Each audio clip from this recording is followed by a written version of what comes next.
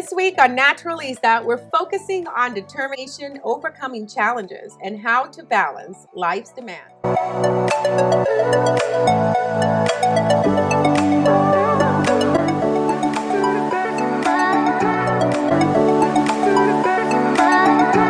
Another JCB Media production. Here we go on another adventure of the Naturalista. Are you ready? We are headed to Puerto Plata, Dominican Republic.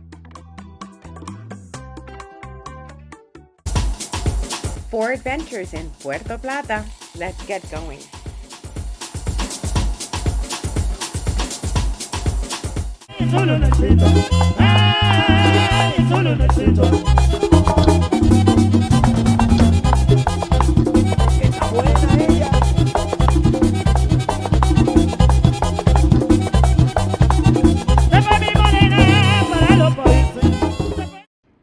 The Teleférico de Puerto Plata, the only cable car in the Caribbean, has been soaring above the Dominican Republic coast since 1975.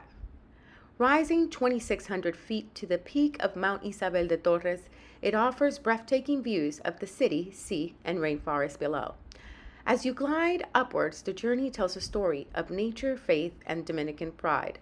At the summit, visitors are greeted by a peaceful botanical garden and a towering Christ the Redeemer statue symbolizing hope and protection.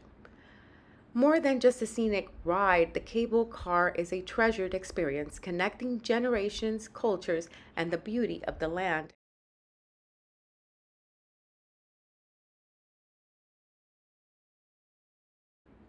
Standing tall atop Mount Isabel de Torres, the Christ the Redeemer statue in Puerto Plata watches over the city with outstretched arms.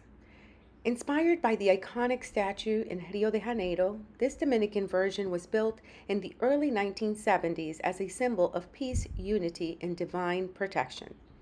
Shrouded in mist and surrounded by the lush rainforest, the statue greets visitors arriving by the famous cable car. Locals believe it blesses the region, shielding it from storms and guiding those who seek hope. Beautiful, thank you. So picturesque. El Paseo de Doña Blanca. Who was Doña Blanca? Bianca Franceschini, a woman of Italian descent that moved to Puerto Plata with her husband in 1898. She ran a successful hotel and became known for her charitable work and dedication to raising her 9 children. Doña Blanca is remembered for her entrepreneurial spirit, dedication to family, and contribution to Puerto Plata's development, including attracting tourists and establishing a renowned hotel.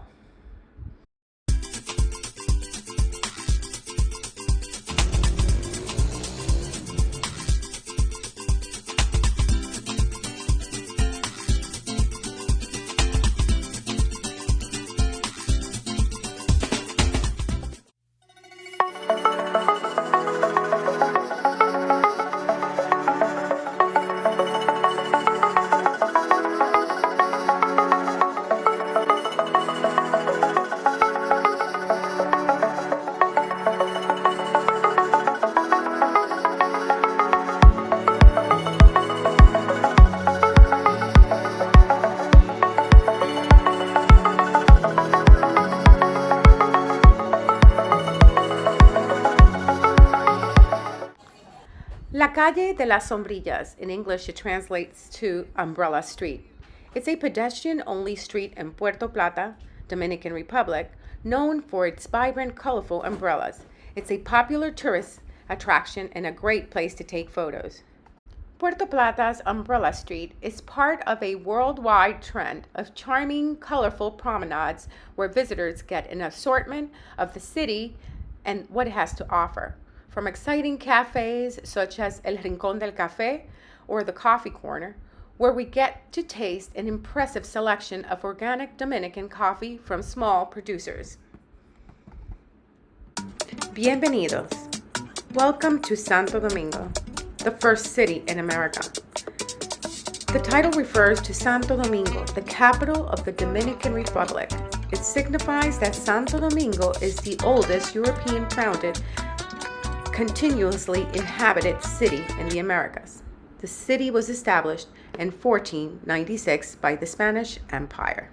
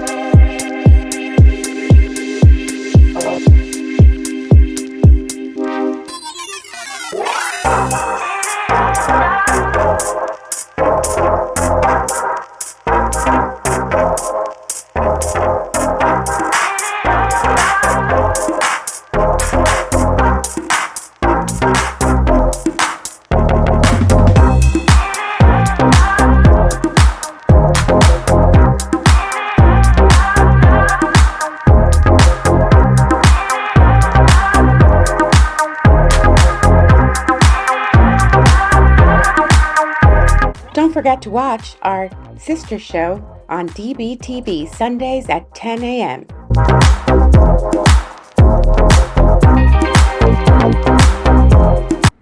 Bienvenidos al Paseo de Doña Nana.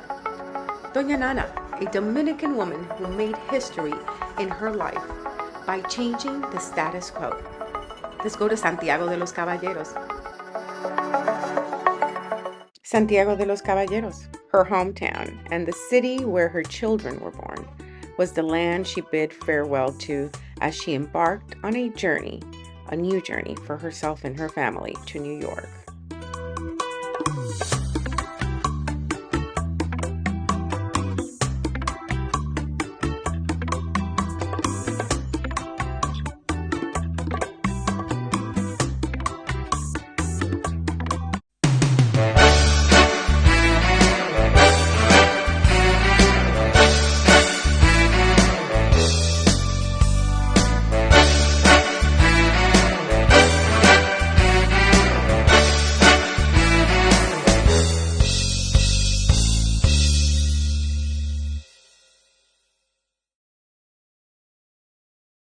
Welcome back to Naturalista. Today we have what you call a bittersweet show. It's about someone in my life who was so special, but that's not all. It's not about what her place in my life was. It's more about her story and how she managed to change the life of so many people through her instruction and beautiful soul that she was. We're going to talk about Doña Nana. She was born on February 27th of 1918 in Pueblo Nuevo, Santiago de los Caballeros, a town steeped in culture and tradition. From a young age, she showed a natural gift with needle and thread, a talent that would shape her entire life. She grew up watching the rhythms of life around her, learning the art of sewing and design, in a time when women were expected to keep traditions alive through craft. Her early years were spent working in Gurabo, designing elegant clothing for the elite of the Dominican Republic.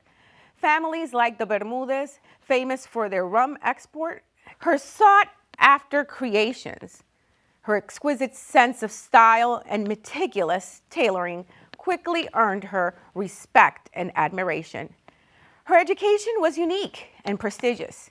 Doña Nana studied in a Colegio de Corte y Confección de Santiago de los Caballeros, a renowned couture school specializing in tailoring and dressmaking. This elite institution was typically reserved for those with exceptional talent and dedication. In addition to mastering her craft, she quietly practiced yoga long before it became popular, embracing its spiritual balance to sustain her thorough life's challenges.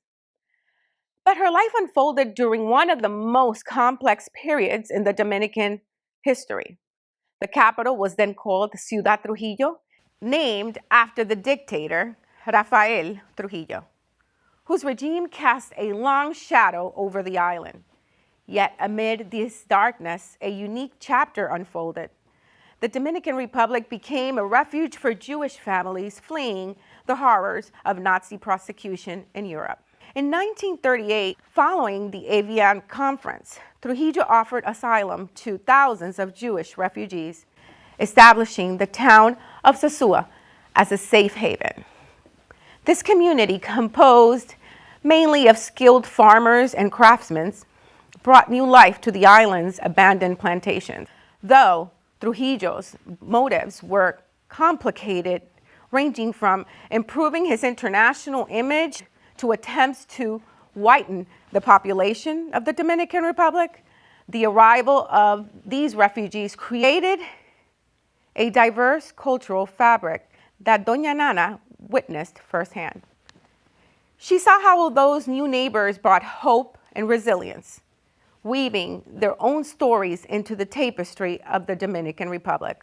This experience of humanity and survival influenced her deeply. Doña Nana embarked on a life-changing journey, boarding a Grace Line ship bound for Ellis Island, New York City. This voyage was not just a passage across the sea. She forged friendships and absorbed new ideas, holding tight to the dreams she carried for her family's future. She worked diligently in the design district factories, quickly earning promotions thanks to her creativity, efficiency, and exceptional problem-solving skills. Let's face it, being an immigrant in any country is never easy, but her high-frequency energy and her resilient spirit always guided her towards better opportunities and brighter situations. By 1952, she had realized her biggest dream. Through Pan American Airways, she brought her children, Leonardo, Eugenio, Carmen, and Guillermo, to the United States. The family settled first on Manhattan's East Side and later moved to Riverside Drive, overlooking the Hudson River. With her went a vintage Singer sewing machine, a symbol of her craft and heritage. Life in New York was not easy. Widowed at a young age, Doña Nana faced the challenges of raising her children alone in a bustling city, but she loved her designs. They blossomed into breathtaking works of wearable art. Throughout her life, Doña Nana was a devout Catholic. Faith was her anchor. It gave her strength, hope, and a sense of purpose amid the political unrest and personal hardships. After raising her family, she returned to Santo Domingo, now free from dictatorship and settled in a close-knit neighborhood. There, she became a beloved matriarch and local icon.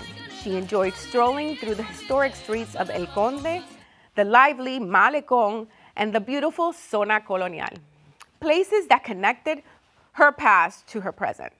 Her legacy lives on most vividly in her grandchildren. Her grandchildren, in order of birth, Leo, Mary, Joan, Derek, Judith, Bibi, and Mariella, were all born in the United States, and she was deeply proud of that. She took great pride in the fact that they were eloquent in both English and Spanish. In turn, they are proud of their roots and carry a strong understanding of their heritage. While they embrace both cultures, they have never forgotten where they came from. Each summer, they gathered around her, learning not just how to hem and stitch, but how to design with passion and care. The story is tapestry woven from two worlds, the Caribbean island, where she was born, and the bustling streets of New York City, where she raised her family. Every stitch she made carried a piece of history, faith, and love. Welcome to El Paseo de Doña Nana, a journey marked by grace, resilience, and the enduring power of family. Her spirit lives in every garment she created and every lesson she passed down. El Paseo de Doña Nana is more than a tale of a woman's life. It is a journey through history, culture, and heart. This is a tribute to a legacy crafted with love, perseverance, and the grace of a true artisan. Thank you for joining us and honoring this remarkable woman. Until next time, may you carry your roots with pride and your dreams with courage. Thank you for watching.